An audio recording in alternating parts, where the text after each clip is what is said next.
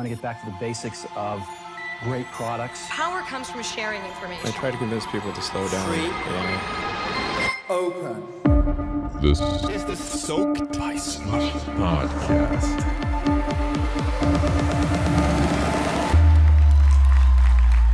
Hi everyone, welcome back to the Soaked by Slush podcast. My name is William von der Palen, and with me, you guessed it, in Copenhagen is Isak Rautio. Hi Isak. You guessed it. I hope they did. I hope they know me already. Like this, yeah. We're recording this these in bulk. So I'm guessing the listeners at this point will have been very much acquainted with us. Yeah. Nice to see you, William, again through Zoom. It's very nice to see you. Very nice to be doing this more and more, and yeah, it's always enjoyable with new discussions and new guests and new kind of angles that we haven't discussed before. So really looking forward to this once again. Absolutely. In this episode of the Soaked by Slush podcast, our guest is Hayley Sudbury from I don't know what that is, but a place in Toronto apparently. Yes, my in-laws' farmhouse in just outside of Toronto. Yes. Nice to have you here. Thanks for coming. Thanks, guys. Lovely to meet you both. How has life been in these tumultuous times with Corona and stuff? Well, I mean, I've got to say it's been fairly unexpected. I officially moved to New York last summer, and so I've always loved New York and always spent a lot of time there, but made the decision to make the move and expand WERKIN into North America from a headquarters in New York. And so, it was obviously quite an experience going through being in the epicenter there at the beginning of COVID hitting. But I mean, look, the reality is now I feel like most people have been going through similar things, irrelevant of kind of where they're based. So, it's been an epic year. It's nice to pop up and be at my family's farm for a short time, sort of visiting family and have a break from the city. I sort of running through the back streets of Chelsea with an N95 mask, racing Teslas sort of started to become my entertainment. So definitely good to get out into nature and, reconnect with kind of just fresh air and trees and something completely different. Yeah, that kind of seems like a positive side effect from all this, like both connecting with nature and connecting with family is something that I've heard many people say, even though, of course, I personally wish that would happen also without a global pandemic. But, if you want to see the silver lining, then that's probably one of those. Oh, yeah, I think we're good at filling our lives with things and distractions and the energy of the city. Are these sometimes beautiful, rat wheels we created for ourselves. And, I think obviously that is a good thing. The pandemic has forced us to stop and think what's important, and nature is important and we don't have it. It's, we feel it. And I think a lot of people go on that journey to reconnect and recharge because at the end of the day, we're energy, we're also, we're humans. We're not made from cement and steel. We need to kind of get back into nature and be fueled by the things that actually do make us feel great. Yeah. Yes, that's well put. Hayley, do you want to give us a short introduction of yourself so I don't botch it? No worries. No worries. Hayley Sudbury. I am the founder of WERKIN, and essentially we are the digital standard for inclusion and belonging. A lot of our programs really help companies manage, measure and scale both their mentoring and their creative development programs as like a starting point to get them towards that inclusion and belonging. And I guess one of the other things we do is we really are focused on helping companies create new data points when it comes to inclusion and belonging. So being able to authentically tell a new story about what they're doing to support their people, both internally, but also then share that message with their customers as well. Now you have an interesting story. You before you started your entrepreneurial career, it happened a bit later. You didn't start where you were super young. That wasn't like a thing you had in your head when you were a little kid that I'm going to do this. You sold lemonade on the streets, or how would you put it? Well, look, I actually I did grow up in business, in family business as well. So The idea of running a business certainly wasn't a remote one to me. It just happened. And I also started a small venture just as I was finishing university mainly to fund my international travels and the lifestyle that I actually wanted to have. But I did go into the corporate world and, look to develop kind of a number of skills. I had a background in product development, so I worked in the energy sector, and then moved into the financial services, both in product development and then into more sort of general management roles. But essentially, entrepreneurship sort of, I guess, more formally and sort of making that choice and taking that leap did come at essentially a later stage. As I was, sitting in my corporate gig in a very senior role within financial services, and I was looking around and thinking about really kind of the next step in my career. What was it? And I think, when you're going through that process, you're naturally looking for those success stories, those role models. Who is it that I can relate to that is going to show me the way? Who is my Yoda out there? And more importantly, who's the Yoda that maybe looks and feels a bit like me, and someone I can relate to? And so as I was thinking about that next step, I mean, I was also going through a bit of a kind of crazy kind of personal journey too, where I was beginning to accept that, oh my God, I actually was gay, and that if I was going to live my kind of happy and full life, there was probably something in me needing to accept that, and thinking about how I felt good in that and comfortable in that, and how did that look and feel in kind of my work life. And so as I looked around the organization I was at, and it was wonderful, and I did great things in my own career journey, I couldn't see that version of myself. Firstly, there was no women above me.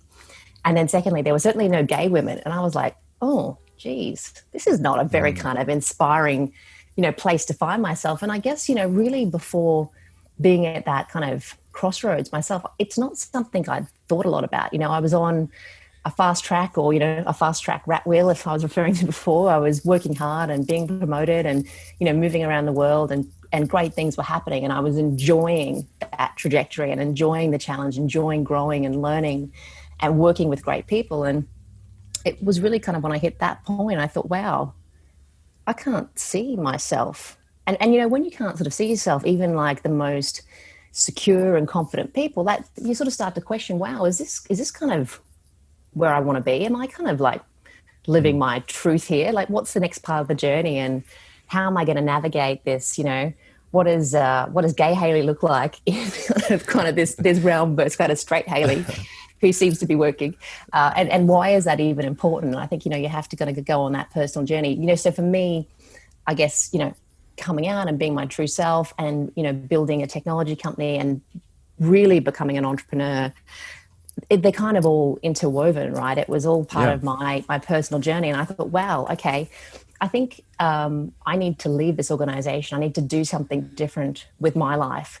And I need to surround myself with different people to be challenged and look at, what is next, and really kind of going through that journey. I guess I did almost a 180 back and started to look from the outside in at these organizations and thinking about my own experience, and just really seeing the need to change what someone's journey was inside an organization, really whoever they were, and seeing that actually there were some real gaps in how we did that. Because if I, who had a pretty great run, really couldn't see the version of myself or be inspired to stay and have that role model, then we probably weren't really kind of living in a completely equal and fair world, essentially. And so that journey, and then I think what was happening with technology at the time really kind of made way for this idea of, look, I think we can help organizations be a better version of themselves. I think we can help individuals be a better version of themselves by thinking about how we use technology to change someone's experience. How do we help a senior leader or manager see someone different who doesn't look or feel like them, so that not only do they see them, they actually support them. And then in turn, what we're seeing happen is people's kind of roles and their progression starts to accelerate because they're having a different experience. We're not relying on all of those wonderful, comfortable spaces we fall in where we see that, that version of ourselves, maybe who we want to support. We're actually changing it. We're mixing it up. We're making it dynamic. We are making it essentially more diverse and inclusive. And really, that's how I got to, where I am today, and like building WERKIN and the journey we've been on. We started with a very simple idea around, actually, we think we can do something around mentoring because people get what that is. And so let's start there around native apps and look at, the experience. And then we've moved that into more of a cross-platform product where it is really about having a number of interventions sit on that platform. One of them is still mentoring. However, that platform now is the place where you can get the data to start to tell the world who you are as a company and what you are doing to support equality and change. And I think we're at just this sort of very interesting point in time where I always believed this was important, but now there's a lot of other people and a lot of other customers who are now saying to companies, hey, this is important, show us your data. So it's not just, a good to have now, it's kind of a bit more of a business imperative. So, it's been an interesting journey, but it was definitely fueled by a personal one. And now it's fueled even more by kind of change and the change that we're seeing in the world. And, how can I help companies? How can we as a company help companies? But more importantly, how do we help you have the best experience in an organization that helps you get to the best place that you want to get to be the best leader, the manager, the best employee, but also just be happy and enjoy the ride, because you feel really great when you used to walk into the workplace. Now we kind of dial in via Zoom, but you feel that sense of connectivity because you know who you are and you know that you're growing and you know that you're supported. They're all the things, we want to help change. Yeah, it's definitely like your work. If you imagine how much time you spend at your work and how much mental energy you put into it and how much of your identity is interwoven with whatever you're doing for your vocation or job, then it makes a lot of sense to put it that way. And it's an interesting perspective, actually, the lack of having some sort of role model, because as you said, we're humans. Those abstract things of personal growth, and those are obviously important sort of motivational factors, but then we can't help, I suppose, to not notice the lack of role models if there is one. And it might be easy. Like I guess for me, it's not as sort of difficult. So it's probably hard to sort of imagine that situation that you're in, or that you were in back then. Can you sort of expand a bit more on it? Like how does the sort of how does that experience feel of not having? Does it feel like a kind of a dead end for you personally? Well, I guess I think we all feel like options are open to us when we can see someone like us in the role or, the place in life that we want to be. And, you could there's probably an argument to say that's why like Instagram influencers of all types are so wildly successful, because people who look and feel like those individuals, whoever they are, whatever that lived experience, whatever that story, feel connected. They want to follow. And they want to buy into that success because, they're drawn to that because they can see that that person is like me. And so I think, we've obviously seen that kind of explode in social media. Obviously, that's been a bit slower in the corporate world because of time, history, the way decisions have been made, the lack of a real pressing need for change. Obviously, countries like, Finland are very kind of progressive in this area, but it's not like, every country has been on kind of the same liberal progressive journey. And I think when you're a person in an organization and you've had, some sort of moderate or relative success, and then all of a sudden you hit a point where it's like, wow, where do I go next? And you can't point to it. It's a bit of a reality of, okay, this isn't quite as balanced as I thought it was. I wasn't kind of really noticing because I was caught in the momentum. And I think, we talked about COVID earlier. We've all stopped and we've broken the momentum. And when we're in the momentum of life, sometimes it's easy to ignore some of the bigger things. And we're coming back to what's important. We're coming back to our humanity. And I think, that's really happening in the business world right now too, where we're coming back to this sense of who we really are. We've been very good in the corporate world, particularly of creating languages and structures and frameworks and our own headwinds and tailwinds to create an ecosystem of meaning. And I think really through a lot of this, the reality is it's meaning we've created. This isn't like nature. This isn't something that is just going to continue to evolve. This has come about because of the choices we've made as humanity. And now we're making different choices to go, well, maybe we weren't signed up to something that was equal and fair for everybody. And so I think, just coming back to my personal experience, it's just more that very clear point in time where I was able to say, wow, is there really space for me? Is there really a seat at the table for me for this next step? Because it looks like all this from different individuals that certainly don't look and feel like who I am right now, and also who I'm planning to be when I come out. So, you know, it was like a very real, a very real revelation, not just for, the organization I was at, but also as I looked at the industry, I was like, wow. And, the reality is we're talking over 10 years now, and, so much has changed, and it's hugely positive. We've moved into kind of these positive role model lists where, really in every industry, you can probably find someone that you can relate to. You've got chairmen, CEOs and leaders coming out talking about their, personal responses to Black Lives Matter and what they're doing as an organization. And I think the good ones too are also acknowledging that actually, not enough has been done, and it's okay. Like, sort of no one has the right answers here. All we know is kind of current state of play is not good enough, and not good enough for us to move forward as humanity. And we've got that kind of, we talk about the great realization is used in a lot of kind of language right now. People are having that, and they've recognized that to stay in business even, you have to come back to those truths. You have to own it.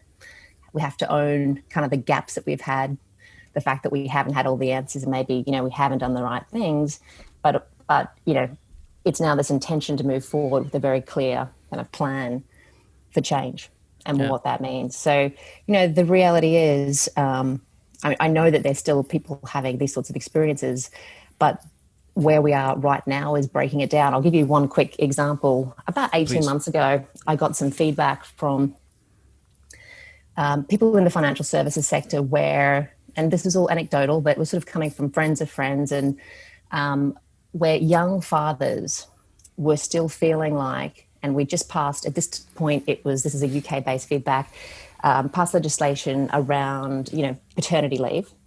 And, we were getting feedback to say that these young new fathers were still feeling like they couldn't take the paternity leave because of what their peers and what their managers may think of them.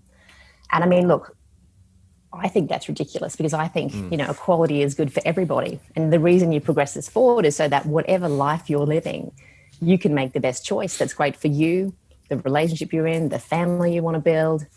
But, there was still, at the heart of it, this underlying issue of presenteeism, and that actually showing up in the office is what matters, and staying for a number of hours is what matters. And I think what we've got now is this is breaking down. I mean, I was on a round table with about 15 US and UK CEOs about 3 weeks ago.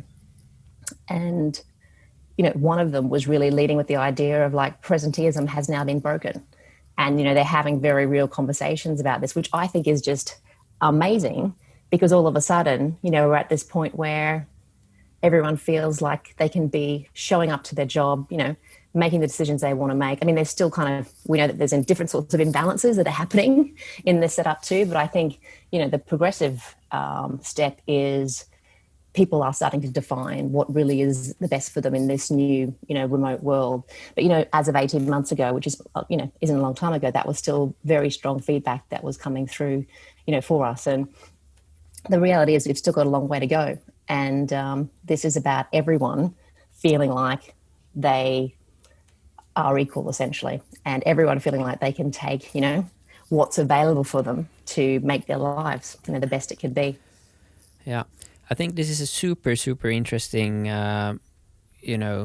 discussion, and also a super interesting angle also, because oftentimes when we discuss companies and success stories, it seems to me, at least, it boils down to talking about business models and, funding models and, luck versus hard work and all this. But what's often omitted is also the people behind you, and then the founders of the company on a more really on a substantial level, not like they worked hard or they did this or they went to Stanford, but really looking at the qualities of successful founders and entrepreneurs, and also talking about their identities. As you mentioned, you were in a bit of a blur, and then everything intertwined, and at some point you found once you figured out more of who you are, you then also figure out the way forward. And it seems to me, at least, that most of the successful entrepreneurs are people who have a pretty strong identity, and it seems pretty logical to me, at least, because that's the only way you can believe also in what you're creating. And many of the founders also come from some form of bigger or smaller adversity, and they've maybe failed a few times along the way or whatever, and they built up grit. But I think it would be super interesting to take the discussion into this direction and talk about, especially for young founders and entrepreneurs on talk about how they can find their identity and what kind of work you can do around that, because I think before you're able to find your qualities and your true self, you won't be able to succeed in whatever you try to do. Yeah, look, I think, God, I always think there's so much work maybe I should have done on myself before I started this particular journey. Maybe it would have made me a better entrepreneur. Because, it's, I think... It's not too late yet. It's not, well, look, I'm constantly, I'm evolving. What could I say? Look, firstly, I think, some early advice, I got is, really this idea of you have to own your own kind of personal development journey, firstly. So I think, the starting point is always that intention to really take time to reflect on yourself and think about how you want to grow. And ultimately, that's something you need to, I think, answer for yourself at least once before you kind of step out and start this journey as well, because it's, it's pretty intensive, choosing the life, building a company. It's very different to, essentially working as sometimes an entrepreneur inside an organization, or taking more of a structured role, if you like. And, entrepreneurship it's not for everyone either. And I think that's okay as well. Entrepreneurship has become very sexy in recent years, and everyone has a side hustle, which, sometimes can take away from the day job too, which maybe it's about kind of making it a choice to spend time in that and really get some credibility first, so you can actually step out and have some authority and do something in a space where you want that credibility. But essentially, it's about always taking the time. And I think, it's really only been in the last year where I've made more time to really, make sure I'm doing things like meditating and stopping and thinking, to create the space I need to really, I guess, restore who I am daily, and then be clear-headed about the decisions I need to make. But when it comes to like doing the inner work, which I think, obviously you're never too young to start at, if we don't stop and think about what's important to us, it's, I think it's harder to be happy in life. And even for me personally, I did a bit of a reset recently, just around coming back to, what are my values? I've been so busy leading, a mission-led company, and, I'm so focused on the mission and so passionate about that. But even for me as an individual, it's important to come back and revisit, those values 10 years ago, have changed slightly to what's important right now. So, that taking the time to think about, what are they? And for me, I went through a bit of a process and really came back to, it's about, growth, joy, and love. And when I have, those three things at the heart of what I do and the values, that are driving me, I feel happy. When I feel like I'm growing, it doesn't matter how hard it gets or, how crazy it is. I feel really good in that. When I'm finding joy in the creativity I love about entrepreneurship, again, I feel really happy. When I have a sense of what I'm doing, is me showing, love to people from all different shared experiences, or being able to build a business so I can look after my family, that feels good. So, essentially, I think it's important to come back to these core things of who you are. It's not enough to go, I've got the mission, I've got the company, we're driving forward, because at the end of the day, coming back to this idea, we are all human, but we are individuals. And to be part of, a greater collective good, we need to make sure we're kind of stepping into that with hopefully our best self in kind of, the best shape it can be. So, it's not just about, doing the runs and the physical activities. It's about spending the time and, looking inward and being really clear about what those things are that are important to you. And I think it's whatever works for you as well. But the biggest thing is just about making the time and coming back to those core values and being clear. And because if you've got that right, you're going to be pretty happy along the journey, even when the unexpected and expected curveballs come at you. Yeah, I think it's something that should be. Yeah, sorry, Isaac, but I think No, something go ahead, should be emphasized more, not only to founders, but of course, especially founders. And it's maybe something that we've started discussing now, more mental health and identity and all this. But it seems very early on yet.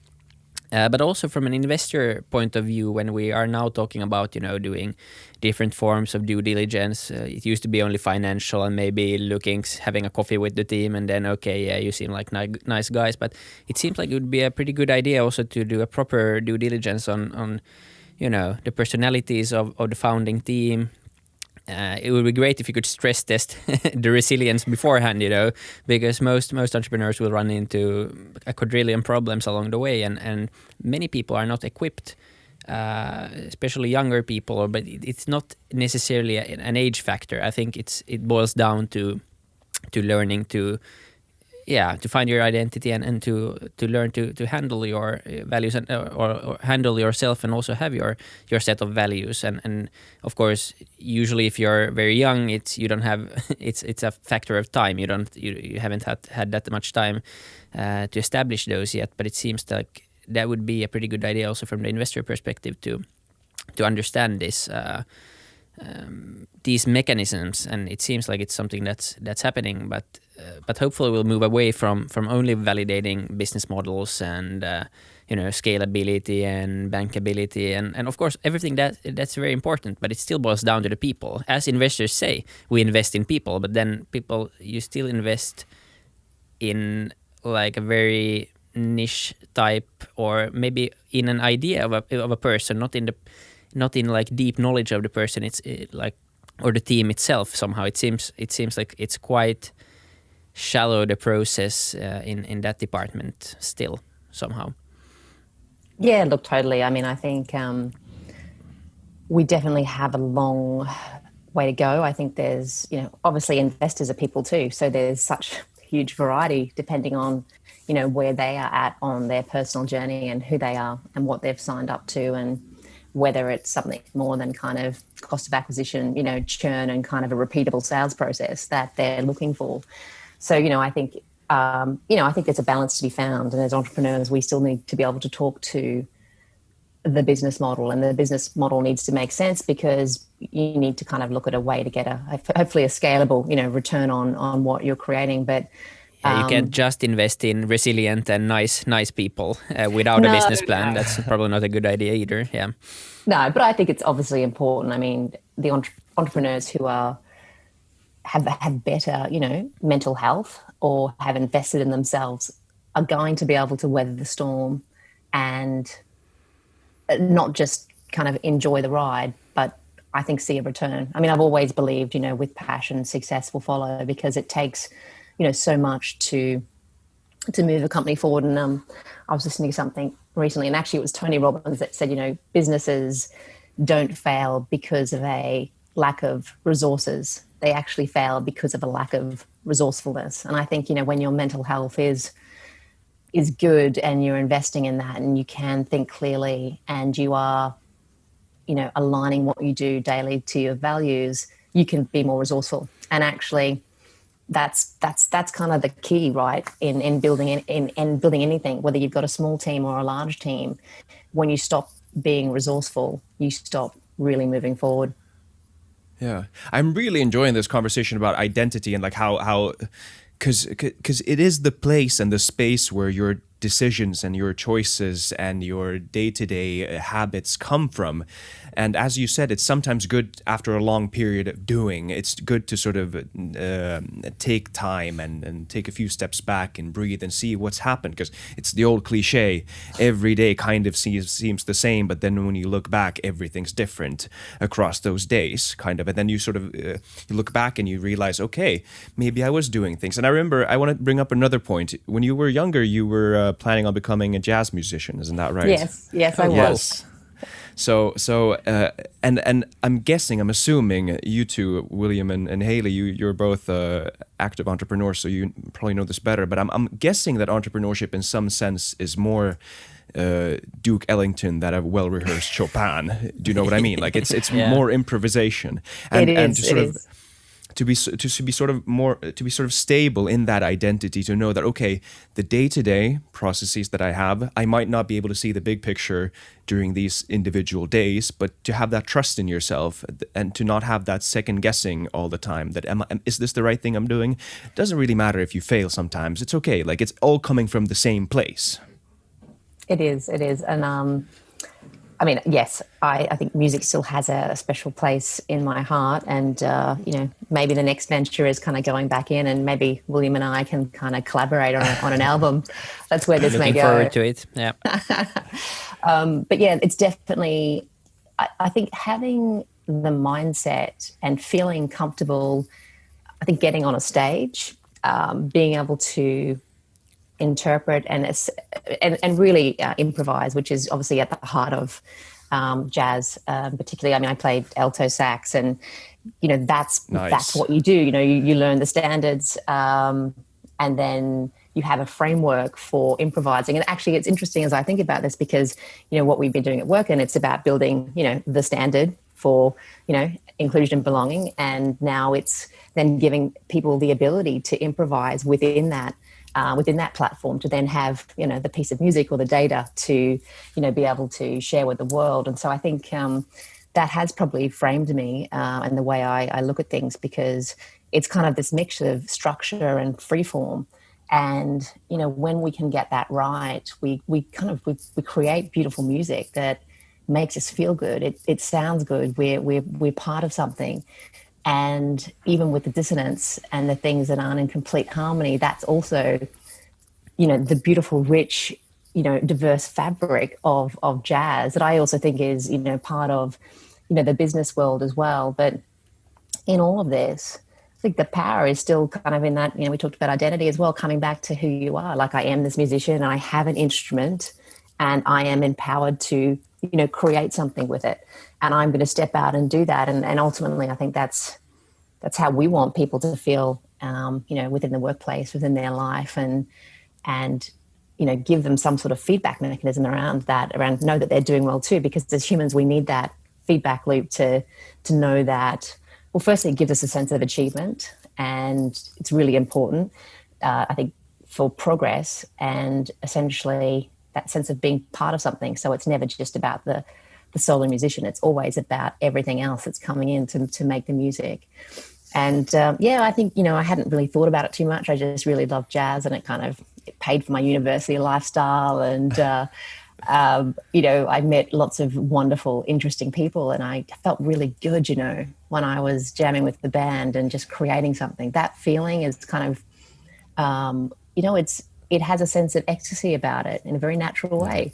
And it's really, for me, very special. And I guess I'm probably always looking for that feeling and that heightened sense. How do I tap into it in whatever I'm working on, and whatever I'm creating and whatever I'm building?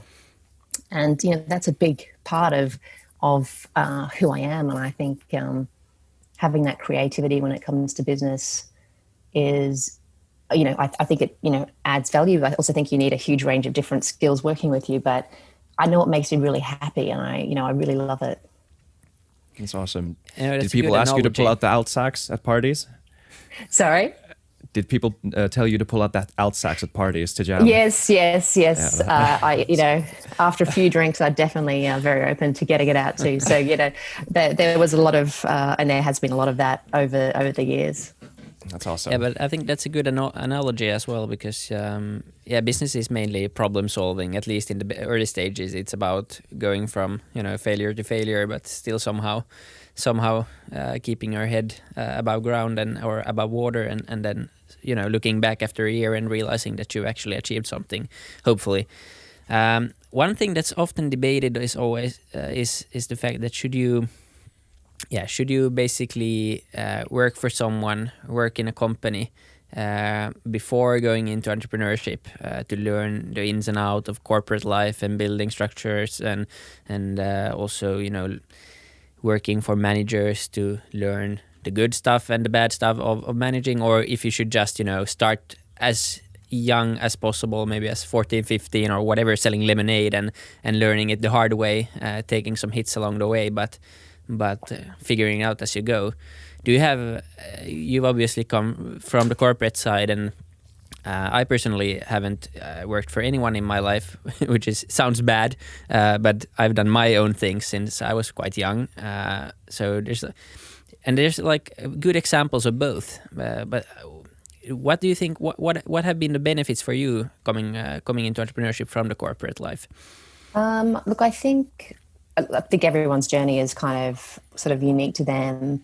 For me, I thought it was, you know, firstly really fantastic to work in different organizations to understand the culture and the business challenges that each organization or industry have. So if you were, you know, and you know, we are a B2B company as well. And so I think, you know, it's specifically in building B2B companies, I don't think that's necessarily something that's just done off the bat, you know, fresh out of university, out of high school, with this amazing idea that's going to transform the way we work without having some understanding of kind of what the current state of play is. I mean, there could be someone extraordinary out there that just really wants to do that, but it's probably the intention to create that change wouldn't necessarily be driven from someone at that earlier stage of life. So I think definitely within kind of the B2B space, having the experience of your customer and being in these workplaces and experiencing the pain points, and then being able to see what an opportunity for a new solution is, I think it definitely gives you, you know, a competitive edge, and I think it makes whatever you're doing relevant. And also being able to position it and sell it and have, you know, some credibility. I mean, I guess, you know, you can always hire people if you're successful, but the reality is every starting point for any organization starts with founder sales. So whoever you are, you know, when you're stepping into that room, irrelevant of age, you know, there has to be some way that you're building rapport and, you know, and relevance. So it could be new, it could be innovation, it could be really exciting because you understand a particular, you know, customer segment who that might be an age group you're part of. However, if you're wanting to transform the way they do business and you've just finished your undergraduate degree, it's going to be a little bit hard to be taken seriously as that founder. And it's just purely because everything starts with the founders first. And so if B2B is your focus, I think you definitely have to take the time to learn from people who've been there and done it, but also just have some experience that's contextually relevant. And so for me personally, I thought that was, you know, hugely important. In saying that, you know, I sort of mentioned earlier, you know, I grew up in business. I grew up, you know, serving customers from like, you know, the age of like 12 and 13, and my family run businesses together. And so we'd sit around the dining room table and discuss business, and it was part of, you know, a family dialogue around the customer and the businesses and, you know, the various things that were happening. And so that was always kind of part of who I was, as well as kind of a super early venture as I was leaving university, just to fund my lifestyle, you know, outside of just, you know, playing in gigs. So, you know, essentially I'd done a little bit of that, but it wasn't really till I felt like I'd worked in the business world a little bit more that I had kind of the relevance. I had, you know, a couple of the right logos on my resume, and also I think having a network is, you know, super important to helping you build something, because as you're building it, you're wanting to test it with some, you know, some friendly faces in terms of like, hey, if I got this right, if I position what we have in this way, is that going to work for HR? Is that going to work for CFOs? You know, you need to be able to share and iterate, you know, with people as you're building something, because you know, we all know you don't build it and they will come, you know, that just doesn't happen. And it may look like that. And that's where the media, I think, sometimes tell an interesting story and we all get excited about, oh my God, they're an overnight success. And, you know, you don't see I think it's on average, you know, 9 years, you know, previously that entrepreneur has been on, you know, the hell, the heartbreak, and now they're the hero. So, you know, to be able to, I think, go on the journey, you need a network, and often the best way to get a network is because you've had you've had the right work experience. But not only that, as you've left organizations, you've maintained and you've invested in that network and that community and, friends and professional friends, so that there's something you can tap into. There's some good karma in the bank of, you're not just asking for stuff, but you've been able to add to that relationship over time. And I think just the maturity of like working for a few different companies, gives you that ability to build those relationships, to, add value to those relationships, to understand how you might be able to tap into their knowledge. So, those things come with experience. And I think if your passion, which it probably is not if you're a super early entrepreneur selling lemonade, you're probably not thinking about, oh my God, how do I transform the world of work and make it a fairer and equal place? You're probably just thinking about how do you be the next Mark Zuckerberg, right? Because it's, the B2C stuff is definitely the sexier and, applies to us all. So I think there's a real difference. And I certainly think, the extraordinary can come out of nowhere on a B2C offering, on a great idea, on a wildly talented engineer who maybe just does something right at the right point in time. I just think B2B, a little bit of maturity, a network, some business experience that helps you understand the customer, the pain point, and the solution is, at a basic level, you need a few years of that to help make it, less painful, essentially, and to build something that is going to be a success. Now you have this experience, and then you're nearing the day when you're going to decide to end this career and start to become an entrepreneur. What was that transition like for you? Did it kind of feel like jumping from an airplane and hoping the parachute's going to open, or was it more? You already talked about it in the beginning, and it was this bigger. It was a bigger question for you. But how is that sort of the professional move like? Well, look, it was actually quite easy because I was probably feeling like I was at an extreme point in life, firstly. But the other thing I had been doing, and we sort of talked about, side hustles briefly before, but I had been running a passion project with my still now co-founder, where I think this was probably my desperate need for like just different sorts of human connection and growing and learning. It's very much part of who I am. So you can imagine how well all these Zoom calls are going for me right now. I haven't seen people since March. I'm just like, oh my God, new humans. Yes, yes, yes. I'll meet the boys from Soaked. Fabulous. I'm just like, what? We can't do it in person? No. We can do this again tomorrow if you want. Amazing. Yes, let's do it daily. So, I'd been working, full time, but I'd started this passion project. And, it was very social. It was about, connecting thought leaders and disruptors and, people who are leading in their industry around a social experience and, bringing this community together. And, I'd been running this and it just had been so fun. And because I wasn't sort of stepping into, it wasn't about stepping straight from the corporate gig into something that was so new, I'd kind of started the journey of thinking about, what does the future look like? What do we want to build? And I mean, I was running a multi-billion-pound balance sheet in my role, but then I was like hustling for a case of vodka on the side for these events. And so I think it gave me this context of like, also being very realistic about when I did start something different, you're not picking up the phone saying, hey, it's Hayley here from Barclays Bank. You're saying, hey, it's Hayley from this venture that you've never heard of. And it's really important that, the network and the way that you're able to position the opportunity has a little bit of credibility and substance. Otherwise, it's hard to succeed. So because I'd kind of done this passion project and I'd been hustling for kind of cases of vodka or, whatever it was to make these experiences great. And it also was informing my sense of community and connectivity and we were moving towards creating technology for it as well. My mind, with my co-founder as well, was going on the journey around how do we use technology to maximize human connections to get to a really great outcome. I mean, we were lucky because we were also using the offline experience to kind of bring that together. But a lot of that informed kind of the early thinking for the product as well. But because I was doing that and it was super fun and super crazy. And, they do pack downs of these, events, for example, like 2 and 3 in the morning. And then I'd be at the gym for like 7, probably like the reeking of like bourbon.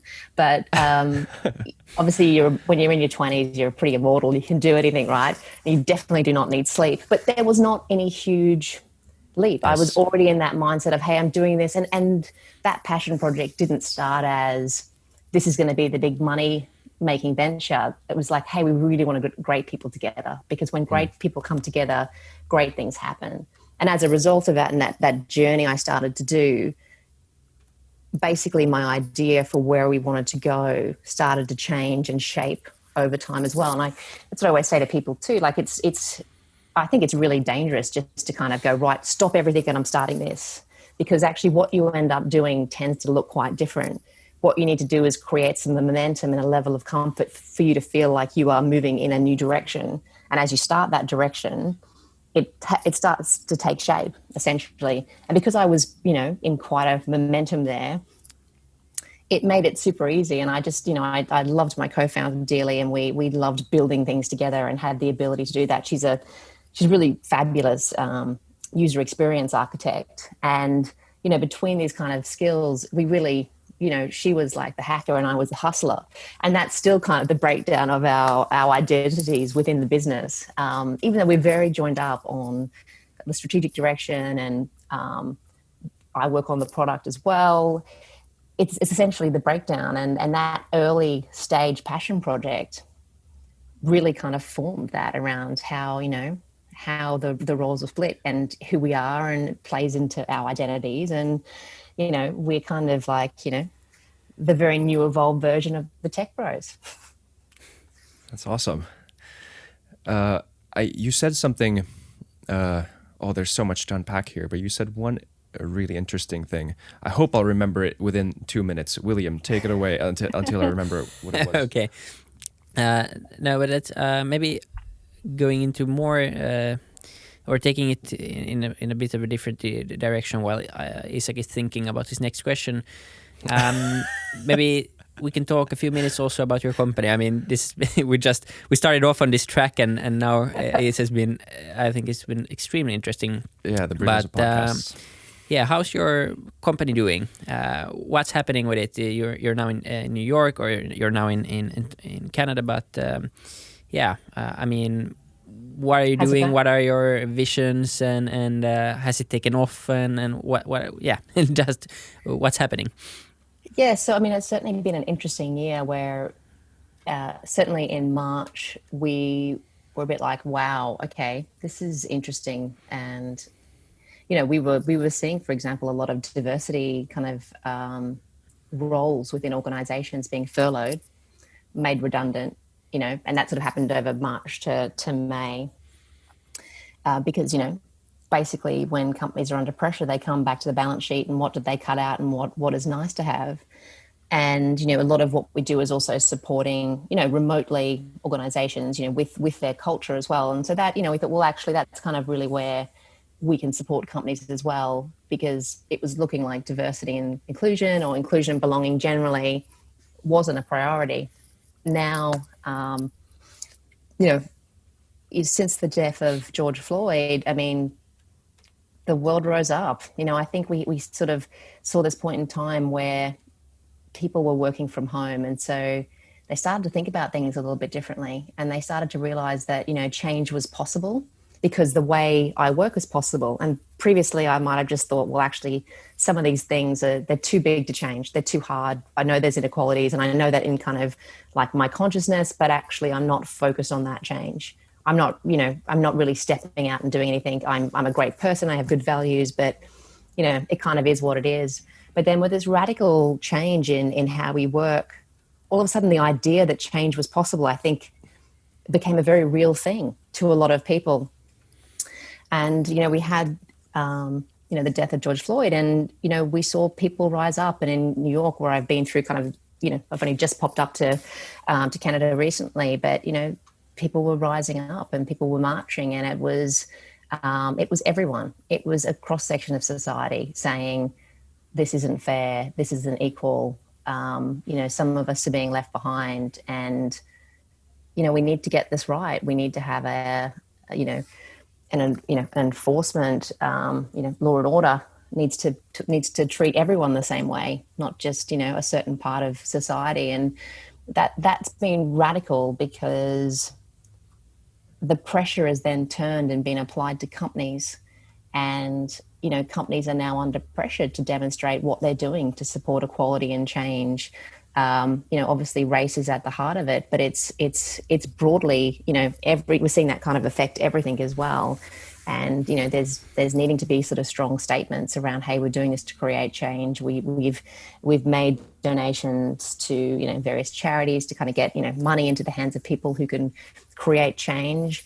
But, we're also making commitment to what our hiring now looks like when it comes to, Black and ethnic minorities. And so that's kind of been the broader conversation as well in Europe.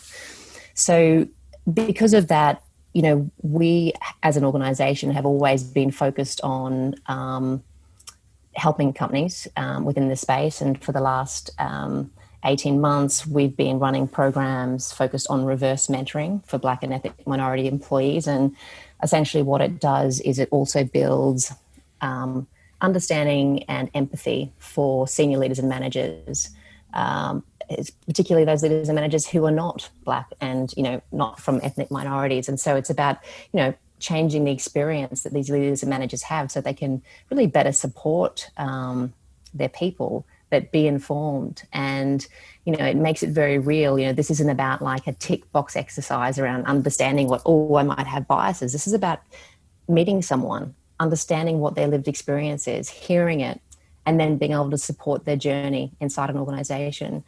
And so for us, I have a fantastic woman who leads that program, and her name's Alex Dessar. And essentially that program is now in, quite a bit of demand because it's proven, and, companies want to do something that's real and shows that they're, essentially providing a way in which we can help us, get to a better place, but also support their employees who are feeling a range of emotions right now. They're feeling upset, they're feeling disconnected, not supported. And I can't understand, I'm not going to sit here and say I understand all of those feelings, because I think this is about kind of making sure there's a platform for everyone to feel heard and supported.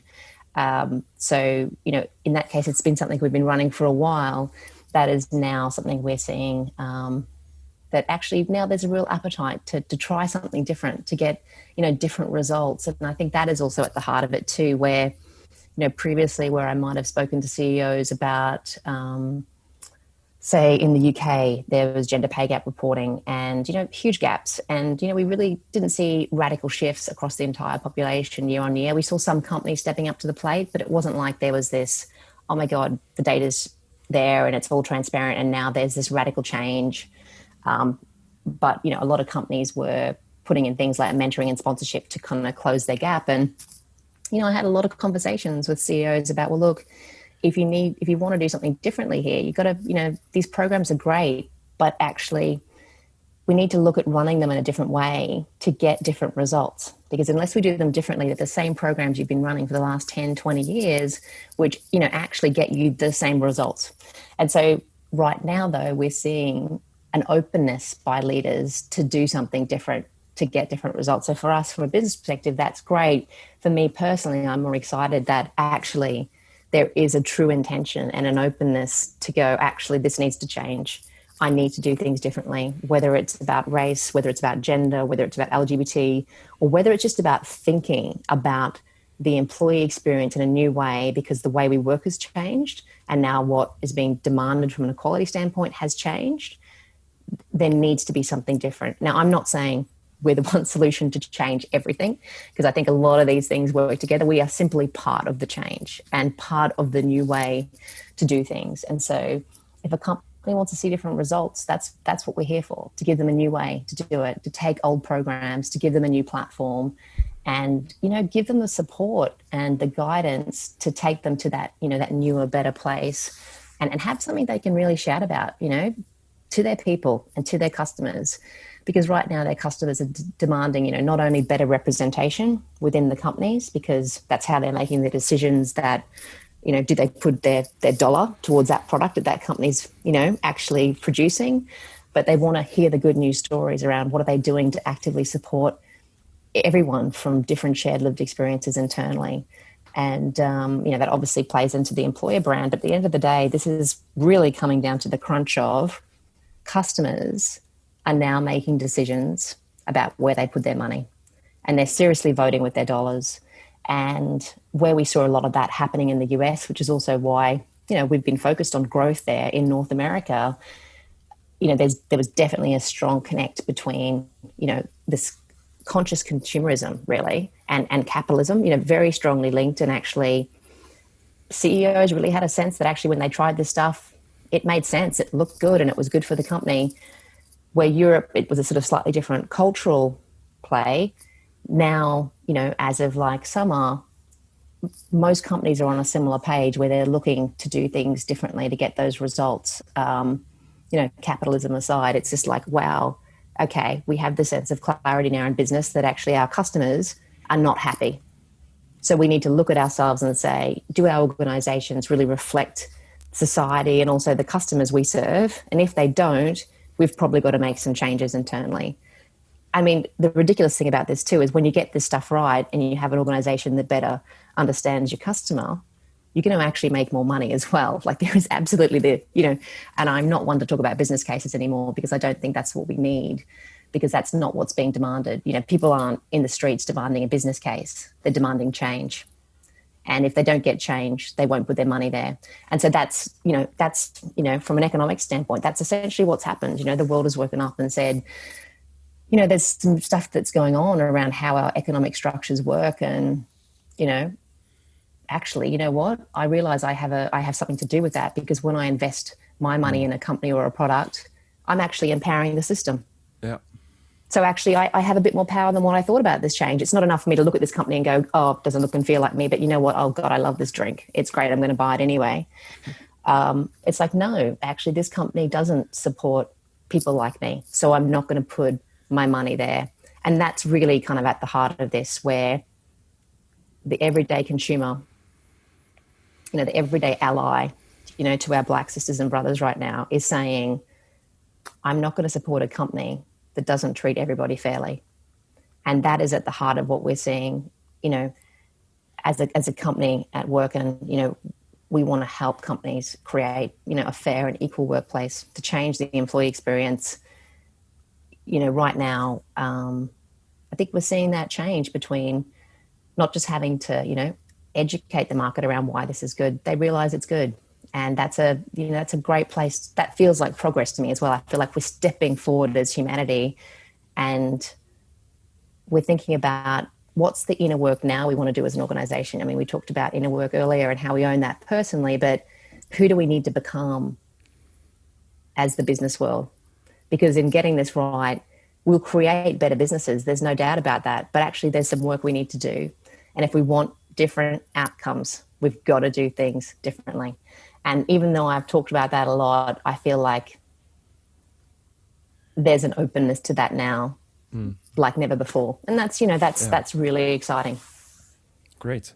I think we have to wrap up. This has been super lovely. This has been absolutely lovely. Thanks for coming. But I have one more question at least. William, you can feel free to step in also. But like as an openly gay entrepreneur and founder and sort of outspoken, you probably got a lot of people from, I mean, not just from the LGBT community, but just other sort of minorities who might not have the same role model or might not perceive the same role model in their surroundings as you explained in the beginning.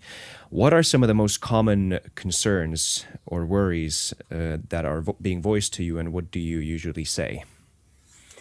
I think sometimes I feel like the concerns that I'm hearing are sometimes,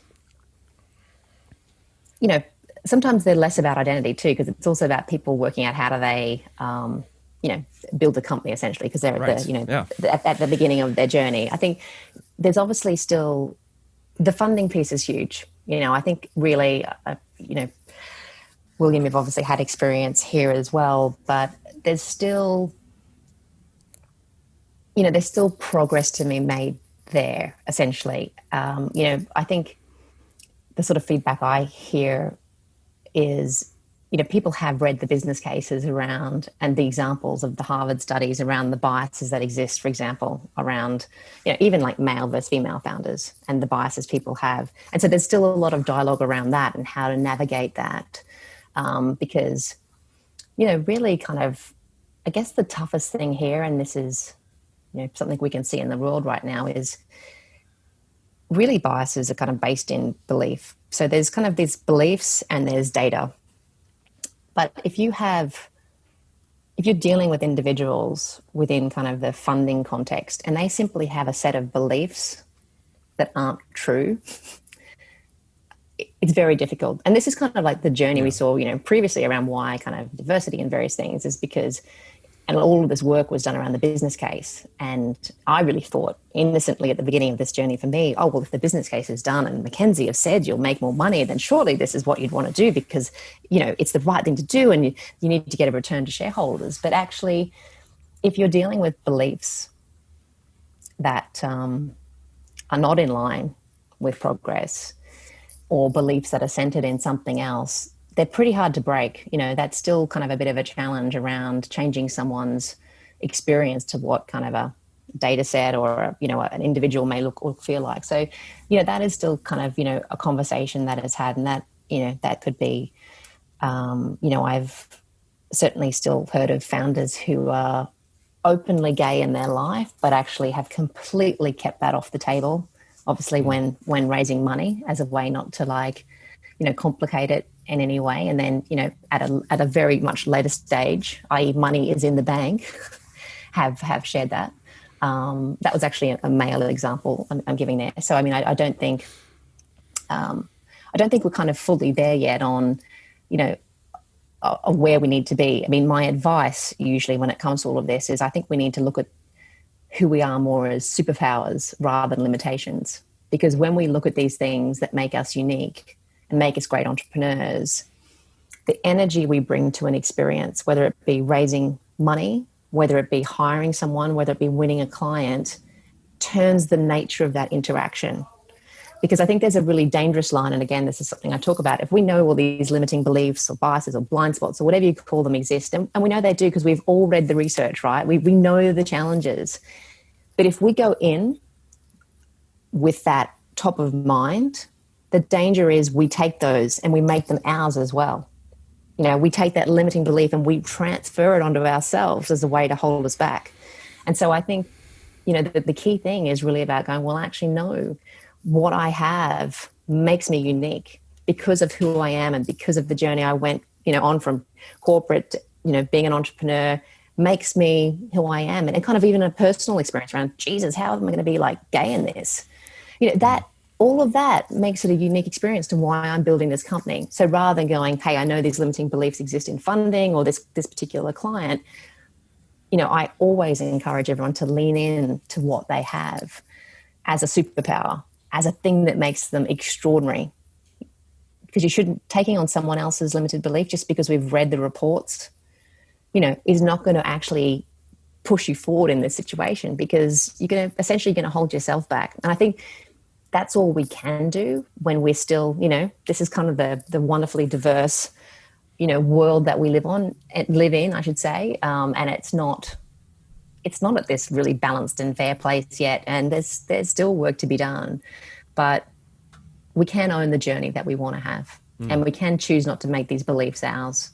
And we can step into our power because all of us have it and all of us have great experience and lived experience that makes, what you do, what I do, hugely relevant and contextual to whatever it is we're trying to sell or get support for. And I think you've got to flip it. And that's kind of really key. Here. Activate your so superpowers. Much. Yeah. Yes. No, but absolutely. It's been a pleasure. I really enjoyed this conversation. It took a very, very nice, we got a very nice angle on it, I think. Hopefully the listeners enjoyed it too. And you got some good new ideas out of it as well. Yeah. Great. Well, really enjoyed speaking with you both, William and Isaac. It was really wonderful. For any future guests who might be listening, this is the reason we don't send question lists. This conversation, this exactly. episode. Yeah. Not limiting it too much. And thank you to everyone who listened and watched the video. Do let us know in the comments what you thought about the episode, and do remember to subscribe to the show. Thanks. Thank you so much. Stay safe. Bye bye. Bye bye.